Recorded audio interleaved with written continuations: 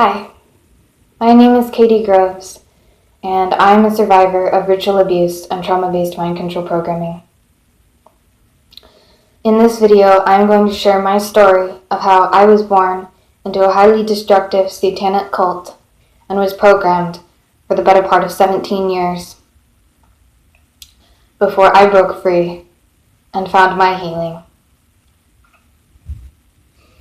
This is a very, very hard video to make.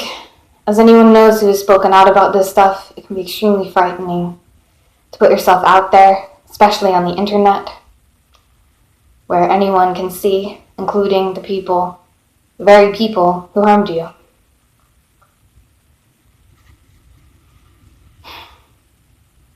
But I think it is necessary, for me personally, to share my story so that others may be helped and so that I may free myself from the burden of isolation of living with all of this terrible, terrible pain. This is going to be triggering for anyone who watches this, and I'm going to have to probably do this in multiple parts, no pun intended, because my phone only allows me to record about 9 minutes of video at a time.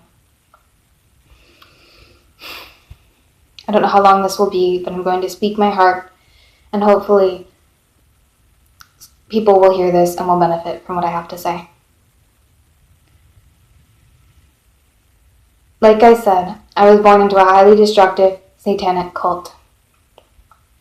I need not mention it by name, although I'm sure plenty of people can figure it out, as I am a survivor, and I will tag this as such, of Monarch mind control programming, offshoot of Project MKUltra, the government mind control project that was so infamous when it became known, I think around the 1970s. That was long before I was born. I was born in 1996. I'm 21 years old. Until I was 17, as I said, I was a fully enslaved member of the cult, and I was used in various different ways, including in child sex trafficking, in other horrendous forms of child trafficking. I was forced into snuff films.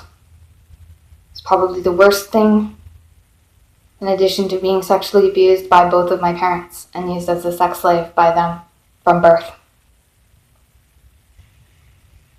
I was tortured. I was forced to kill. I was brainwashed through Monarch programming.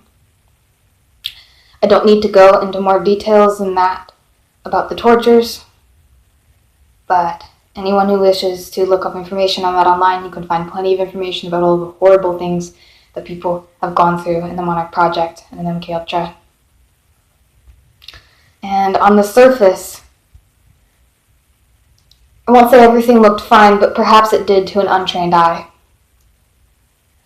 I was a highly intelligent child with academic parents. Both my parents have doctorate degrees. My father is an academic and a professional. My mother is a musician and a teacher. And I grew up in an extremely fancy, ostentatious, beautiful home in a secluded area in the southern United States, where no one could see or hear what was going on outside of that house.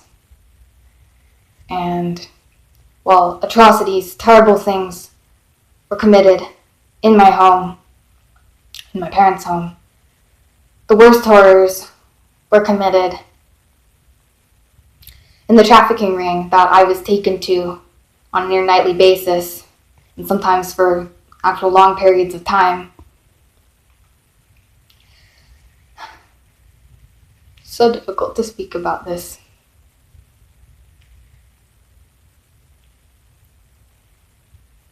I've seen thousands of people die, namely children.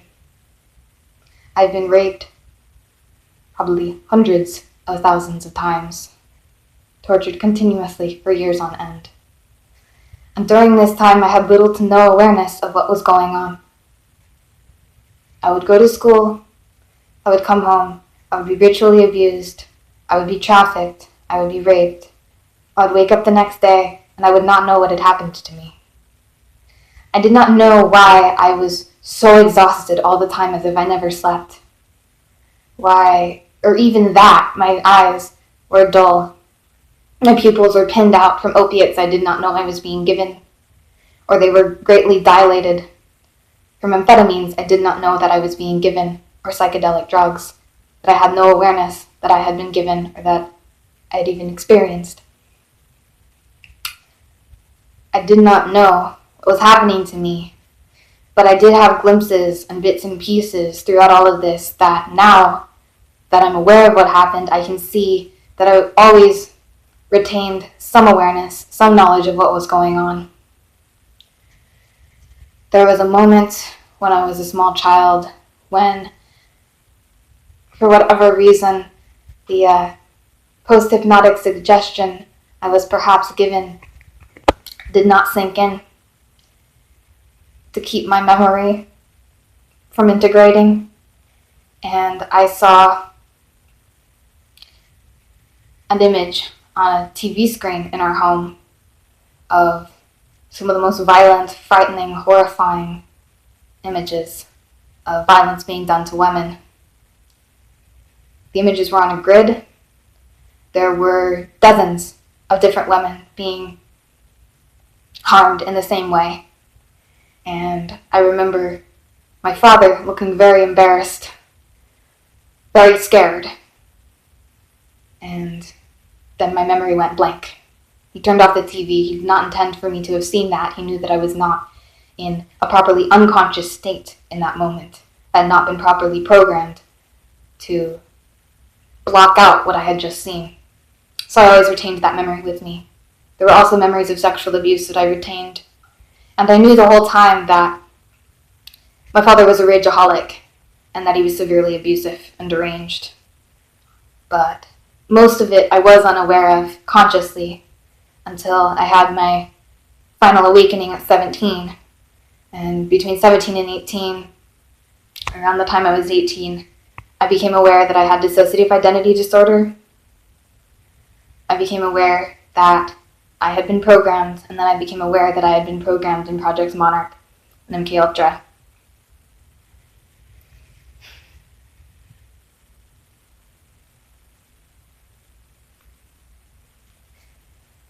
The level of pain that is endured by people who go through this is unimaginable.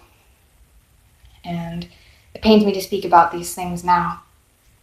But like I said, I feel it important to get the message out there. These things do happen to people. People do endure these horrors. And people do perpetrate them. Now, there's a lot of disbelief in this culture. There's a lot of disbelief all over the world, I'm sure. But American culture is definitely a denial culture. And it can be very, very hard for ritual abuse survivors to speak out and be received by the general public.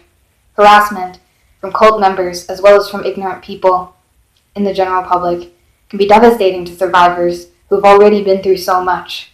And upon finally breaking free and entering the outside world, to find that this quote-unquote outside world, that this duality of the terrible, terrible inside and this mysterious or even magical outside world is actually false, that people are people, and people perpetrated this, and people exist on the outside. Having that duality dissolve can be extremely traumatizing. And so sharing this stuff to the general public, knowing the ways in which I will likely be received, is difficult. My video is about to time out, so please join me for part 2. I will link it below. Thank you.